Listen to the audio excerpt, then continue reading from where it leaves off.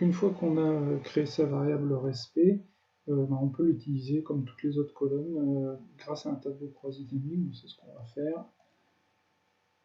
Je vais insérer mon tableau croisé dynamique et donc on a bien notre variable respect.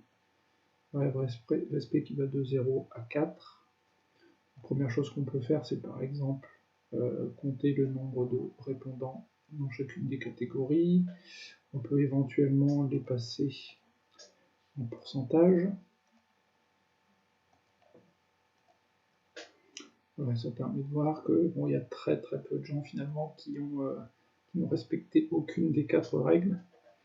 Ouais, par exemple 20% des personnes qui ont respecté les 4 règles. Donc une fois qu'on a fait ça, l'avantage c'est qu'on peut croiser avec d'autres variables.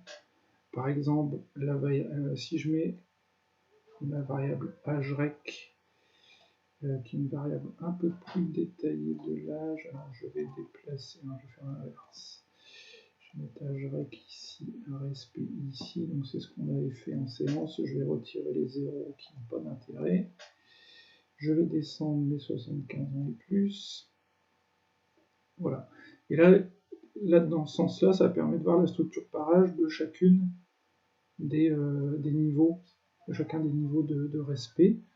Si on fait le pourcentage en ligne, ça permet de voir pour chaque classe d'âge le poids de chacune des modalités, des niveaux de respect. Là, ça reste encore difficilement interprétable, difficilement lisible, notamment que là, par exemple, en fonction d'âge, il n'y a pas d'écart très important. Ce que je vous avais montré en séance, c'est de se dire que plutôt que de compter les individus, comme la variable respect est une variable numérique, on va pouvoir en faire la moyenne. Voilà, et donc, si je mets un schéma à la virgule, par exemple, là, ça permet de voir que si je mets une échelle de couleurs, voilà, on a les niveaux de respect les plus élevés ici. Et on va dire ici sur les âges intermédiaires, 30, 40, 45 ans, 45-49, des niveaux relativement élevés, des niveaux plus faibles ici pour les 18-24, qui sembleraient être ceux qui ont le moins respecté les règles. Voilà, donc en utilisant la moyenne de la variable respect, donc entre 0 et 4, la moyenne est de 2,6 par individu, et puis ça va varier en fonction de la variable agerec.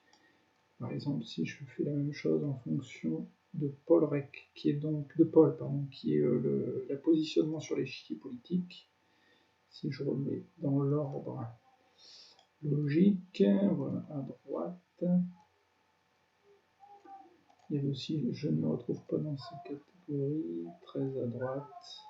Donc très à gauche, au centre, à droite, très à droite, et puis ceux qui ne s'y retrouvent pas. Le niveau de respect le plus bas, il est sur les personnes qui se déclarent très à gauche. Les niveaux les plus élevés sont au centre et à droite. Et aussi, voilà, ceux qui se retrouvent ni à gauche ni à droite. Donc bon, là, il n'y a pas forcément d'enseignement très important, de corrélation très significative, mais ça vous permet de voir comment, en transformant une variable en numérique, on peut construire un score de respect à partir de 4 questions qui étaient liées au respect. Et puis le fait que la variable soit numérique, on a la possibilité de faire une moyenne de ce score en fonction de variables, ce qui permet de lire quand même beaucoup plus facilement les données et d'interpréter plus facilement les tableaux.